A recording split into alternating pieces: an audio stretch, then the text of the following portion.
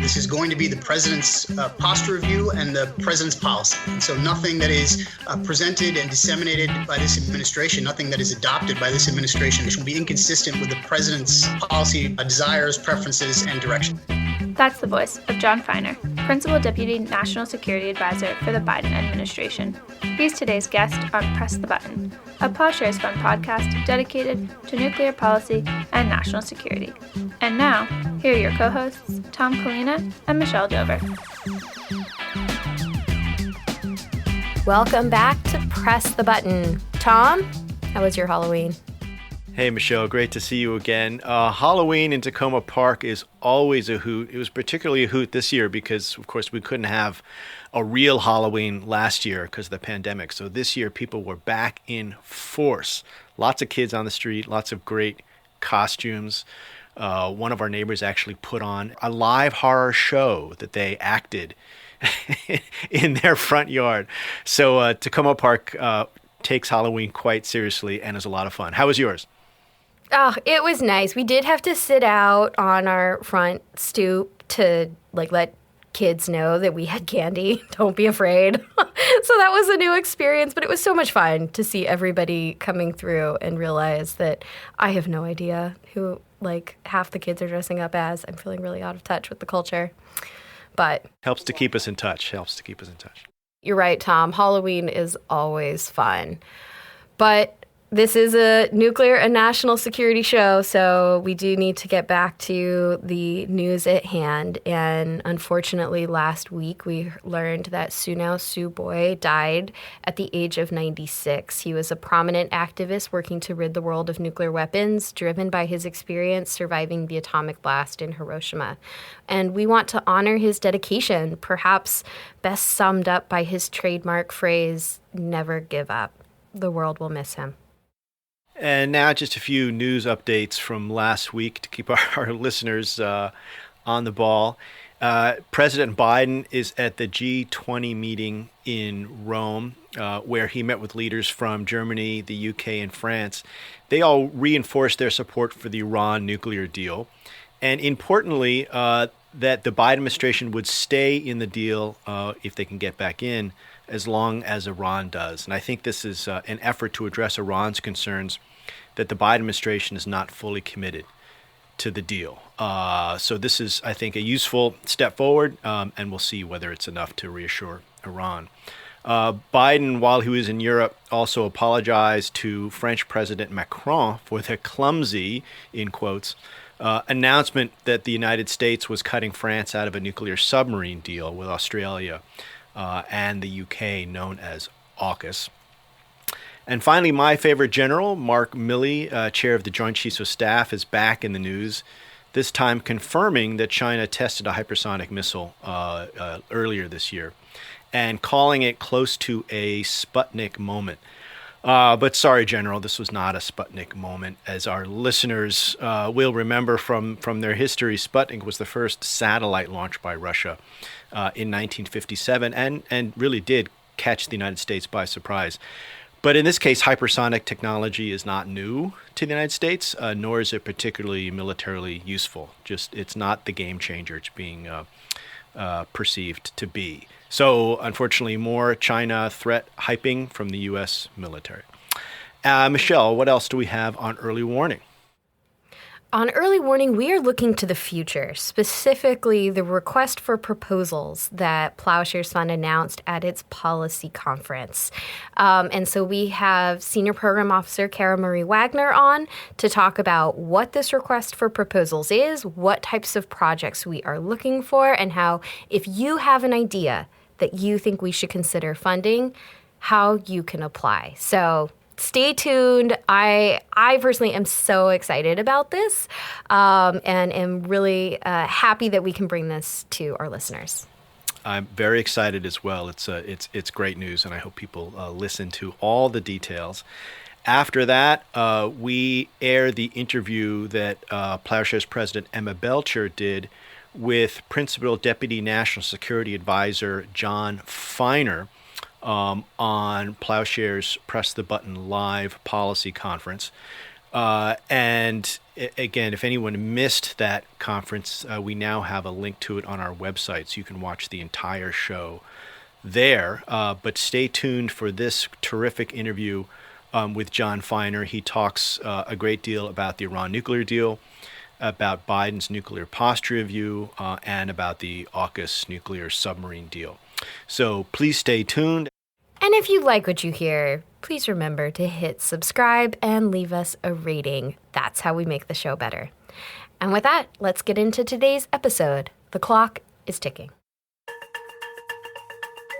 And now, early warning, early warning, early warning, early warning. A 7-minute synopsis of this week's nuclear news. Thanks, Del. Today, I'm joined by Cara Marie Wagner, Senior Program Officer at Ploughshares Fund, who is one of the leaders of Equity Rises, Ploughshares Fund's Diversity and Inclusion Initiative. Thank you so much for joining. Thanks for having me. I'm really happy to be here. This week, we're using our 7 minutes to talk about Equity Rises and the new request for proposals that we announced at the recent Press the Button live event, and our 7 minutes starts now. Cara, at the event, you announced both the launch of Equity Rises and the new request for proposals. First things first, what is Equity Rises?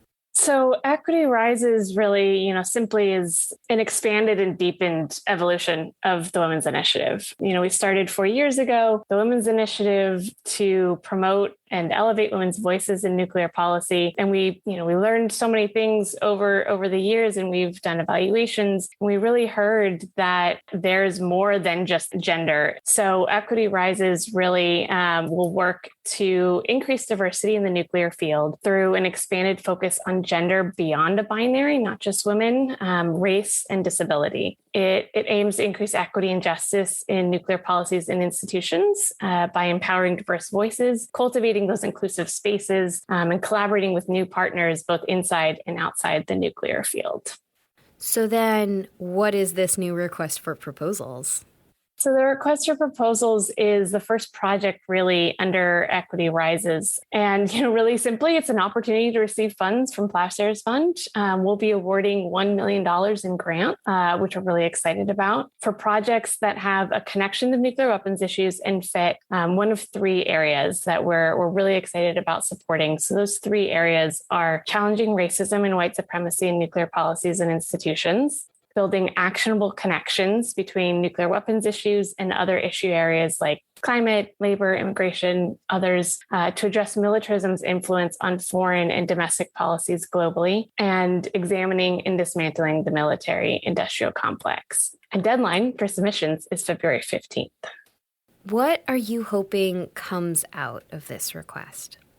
A community, really looking to build a stronger community of activists, advocates, researchers, creative thinkers, people working on creative projects, bringing that new lens together, those people who can affect change and bring new lenses into the nuclear policy field. We also want to support emerging voices with this RFP. So we're really excited about this, actually. We are going to be awarding a percentage of the grants to what we call emerging voices, folks who haven't led on a grant before, been a project lead on a grant, or led on a nuclear specific project before. So perhaps long time in another field like climate, and starting to think about those intersections. And this will be the first nuclear project. So supporting those folks. And so we're excited to award those grants, and also to do a few webinars for people who are new, for those emerging voices, or anyone really who is interested in learning more about relationships with foundations, interested in learning about how to apply for grants. And we'll do a dedicated Q&A for this RFP there. So we're excited to offer those opportunities. And then the last piece, just really new, bold, intersectional, transformational ideas about how you work on nuclear policy and other issues within the nuclear field, and make those connections to other issue areas that we have been talking about for a really long time that are really important to help us find those ideas and identify them.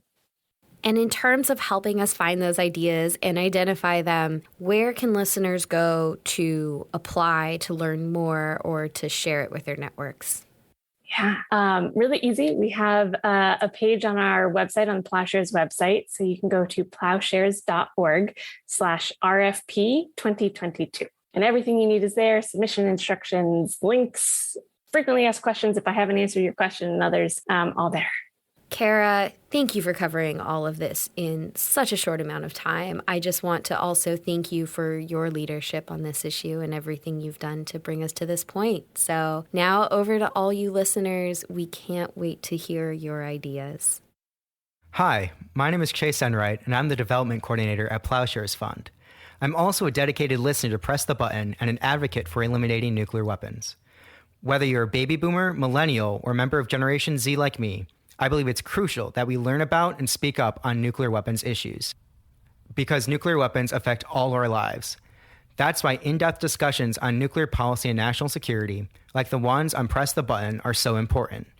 To help us continue our work and support the podcast, please donate to Ploughshares Fund. Whether it's $5 or $5,000, every last bit helps. We rely on the generosity of supporters and listeners just like you to fund our work to foster the next generation of nuclear scholars and activists and spread the boldest ideas for reducing the global nuclear threat. As we often hear on Press the Button, our work is more crucial than ever. Please help us keep the conversation going by visiting ploughshares.org and donate today.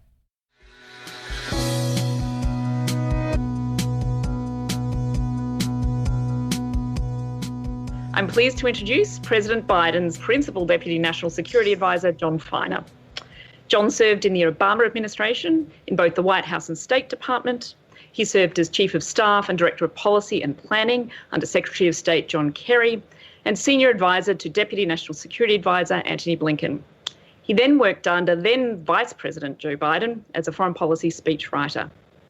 During his time with the Obama administration, John Feiner played a key role in the negotiations that shaped the Joint Comprehensive Plan of Action, JCPOA. He was vocal during the Trump administration about the disastrous decision to withdraw from the JCPOA, and we're thrilled to have him here today to discuss all things nuclear from Iran and maybe to Australia, John. So thank you very much for joining. Great to be here. John, many of us in the community were really pleased when candidate Biden at the time campaigned on a range of nuclear weapons issues, including extending New START with Russia, rejoining the JCPOA. And really there was a palpable collective sigh of relief when New START was extended just 14 days into the administration. And yet returning to the JCPOA has been a bit of a different story. And, as you know, negotiations have been stalled for some months. And many people tuning in today have worked tirelessly to help achieve the original deal and are hoping for a return as the best way to prevent Iran from developing nuclear weapons. And so I think we all agree that getting back into the deal is a high priority, but we're concerned that one of our primary objectives of avoiding conflict in the Middle East is at risk because of where we are today. So understanding Iran's concern that this administration or future administrations could pull out of the deal again like the Trump administration did, what is it that you can do or that you are doing to really reassure Iran that this administration would respect the terms of the deal for the rest of its term in office? Well, first of all, thanks, Emma, and thanks to so many people who are attending this event and listening in who have been such strong supporters of the JCPOA and of this administration's and the Obama administration's efforts to put diplomatic constraints around Iran's nuclear program, which we believe strongly is the best way to go about reducing the threat that it poses both the United States and the international community. What I would say is, in response to your question, though, Emma, is it's worth taking a step back and thinking about why we are where we are. There's obviously the precursor of several years of the Trump administration doing significant damage to the agreement and to any ability to negotiate in good faith. But since the Biden administration arrived, professing to want, and I can tell you from our internal discussions, genuinely wanting to return to compliance with the JCPOA, there have been constraints imposed, frankly, not by us, but by the Iranian side of the negotiation. They have refused to negotiate with us directly, as you and others know. So we are forced into this highly awkward, for a quite technical discussion set of conversations where we talk to our European and Russian and Chinese counterparts. They then convey messages to the Iranians convey messages back, so that every conversation is mediated and intermediated, which makes it very difficult to have the type of kind of brass tacks conversation. We've been very clear that we would prefer direct talks. That's not been their preference. Second, I think there has been some difference, as you indicate, about the substance of what returning to compliance under the JCPOA means. And one thing that I would really emphasize to you is, unlike in the previous administration, there is a high degree of unity on this question among the P5+1. It is not the case that the United States is isolated or an outlier, as it was between 2017 and 2021. In fact, quite the opposite. The Iranians have taken a whole range of positions during the course of these Vienna talks that frankly are inconsistent with the desire and go beyond the desire to return to compliance, but want to put different and increasing obligations on the United States and our partners, which is not our position. So now there is a new Iranian government. I think we all know that. At this point, that government has not chosen to return to the talks in Vienna, so we don't actually know what their negotiating position will be. Our position remains that we are ready to go back to these talks in good faith, that we have a unified P5+1 ready to sit at the table with us, that we would prefer to do this directly with the Iranians. Unclear whether that'll be allowed according to their approach. And we will see what happens. But there is no lack of intensive effort on our part to want to get back into this agreement if we can do it under the terms of the deal that was made. Thanks very much, John. And, thinking about this, if a deal isn't reached, what happens then? And Secretary Blinken has recently said we'll look at every option to deal with the challenge posed by Iran. What are the range of options there?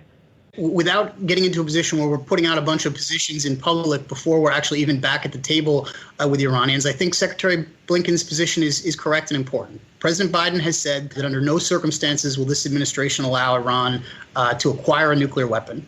President Obama was quite clear about that position as well. And there are a range of options that we have at our disposal to prevent Iran from acquiring a nuclear weapon. Our preference is to use diplomacy to do that, and that's what we're focused on. Thinking about diplomacy in a way, we look at the COVID-19 pandemic that's been devastating not only worldwide, but particularly for Iranians. And President Biden's pledged to have the US be the arsenal of vaccines for the world.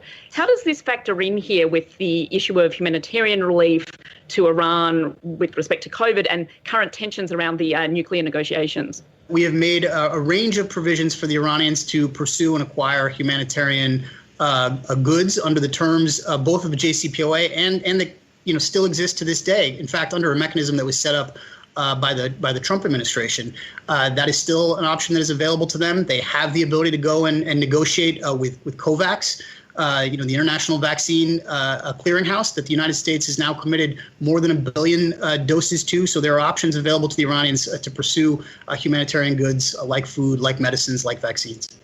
So shifting gears a little bit then, let's talk about the nuclear posture review that is underway at the moment. So the president said he wants to reduce the role of nuclear weapons in US foreign policy, and declaring in the past he has that the policy of sole purpose would be something he'd be in favour of, meaning that US nuclear weapons would be used only to deter nuclear weapons against our allies and not for any other purpose. Now, I know a number of members of this community are concerned about the recent staffing shake-ups at the Pentagon and concerned that maybe the NPR currently underway won't present the president with the full range of options that would support him in implementing goals that he might have. So the question then is, how is the president going to ensure that options that he has publicly been on the record as being in favour of, that options for implementing those will be included in the NPR? Emma, I guess I'd say a few things. One is, just to be clear, this is going to be the president's posture review and the president's policy. And so nothing that is presented and disseminated by this administration, nothing that is adopted by this administration will be inconsistent with the president's policy, desires, preferences, and direction. It will be his document. He has asked the Pentagon, as has been the tradition in the past, to take the lead on drafting the posture review. But I guess the second thing I would say is that we are in the very early stages of this. So, yes, there will be some big doctrinal decisions that are made along the lines of the types of doctrine that you just described. But I don't want on this call to get ahead of what is going to be an inclusive, good faith interagency process where all of these issues are debated. And we are closer right now to the beginning of this deliberation than we are to the end. By the time we get to the end, it will be the president's document. That much I can tell you with certainty. That's great to hear about that inclusive process. So the president's also pledged to develop a foreign policy for the middle class, one that places the quality of life for American working families as a central measure of success. And as he looks to advance and fund his domestic priorities, such as pandemic relief and other priorities such as climate change, is the administration considering ways to maintain deterrence in a way that's more affordable? Because we're looking at this sort of dramatic potential costs of modernising the nuclear arsenal, well over $1 trillion over the next few decades. Considerations there about how you could change some of the spending in a way on nuclear weapons in order to finance some of the other domestic priorities that he's seeing as so important? I suspect this will be probably a disappointing answer to you, though I hope not. Look, these budgetary questions are going to be addressed as part of the posture review. They already are being discussed and debated internally. And it is something the president will follow closely and will ultimately be the decision maker about. But it is too early in the process for me to say one way or the other kind of how those debates are going to come down, other than the posture review, as past posture reviews have, will take into account the costs of various programmatic decisions, modernization and others. Thanks, John. And, finally, I can't help but ask this. This is something close to my heart. We've got to talk about AUKUS. For those of people on the line who don't know about this, US recently signed a trilateral defence agreement with the UK and Australia. And the first part of this sort of agreement in being implemented provides Australia, or would provide Australia, with nuclear-powered submarines. There are a lot of details to be figured out and a process to be adopted. But I'm interested in asking you a bit about this, and I want to just clarify for those listening that these aren't nuclear-armed submarines. The US is not giving nuclear weapons to Australia. The US rather would be sharing sensitive nuclear technology that potentially could be used to fuel nuclear weapons, or could. And previously, the US has only shared this sort of dual-purpose technology with UK that already has nuclear weapons. So even though we understand that the US might not be concerned with Australia developing nuclear weapons through this technology, given its non-proliferation record, how will the administration answer critics who see this as a proliferation risk? And, does this set a dangerous precedent for countries like Iran and Brazil that have talked about using highly enriched uranium technology for naval propulsion, which has raised certainly some concerns? So I'd just be interested in your thoughts on that. So I guess I'd say a few things on this. One is this administration, working closely with our Australian and UK allies, will be spending the next 18 months working through the technical details of exactly this set of questions to make sure that this is an extremely high standards agreement that is implemented, not just consistent with everyone's NPT obligations, which we take extraordinarily seriously, but in many cases likely going well beyond those obligations. And by the way, nothing that's been announced is in any way inconsistent with the non-proliferation treaty, as you know, and that really hasn't even been alleged. When it comes to the precedential nature of this, I think the precedent actually cuts very much in the other direction. The United States, the United Kingdom, and Australia are extraordinarily committed to the non-proliferation regime and the NPT. Australia, as a new partner in this nuclear sub program, actually sets an incredibly high bar in terms of the type of country with whom this technology can be safely and responsibly shared. And so I think for other countries that think that this opens the door to going down this road, I think they will have to ask themselves in the international community whether they are equipped to meet this same high threshold that we believe the Australians will be able to meet based on their track record. So far from opening the floodgates, I guess was the phrase that you used. I think quite the opposite. This is setting an extremely high standard, and that's as it should be. Thank you. One final question. I think discussion about AUKUS in general has increased sort of rhetoric and concern about tension with China. How is the administration going to avoid conflict escalation with China? So we have made very clear our concerns about some of the programs and capabilities that the Chinese government is pursuing. We've all seen various public reports to this effect and commented on them. I think what I will say right now is that we are expressing those concerns in public. We're expressing them directly to the Chinese through our diplomatic conversations. And I don't want to get into a sort of broader public conversation about this situation than needs to be the case. I think we find some of these conversations are more effective, frankly, when they can be held in private. We've had a series of, we think, quite constructive private conversations on a range of topics with the Chinese, including, as we've said, a head of state level conversation that'll take place before the end of the year, a video conference between the president and President Xi Jinping, and I will save the substance of these for those conversations. Thank you very much, John. It's been a pleasure speaking with you. Thanks so much for your time. Thanks very much, Emma.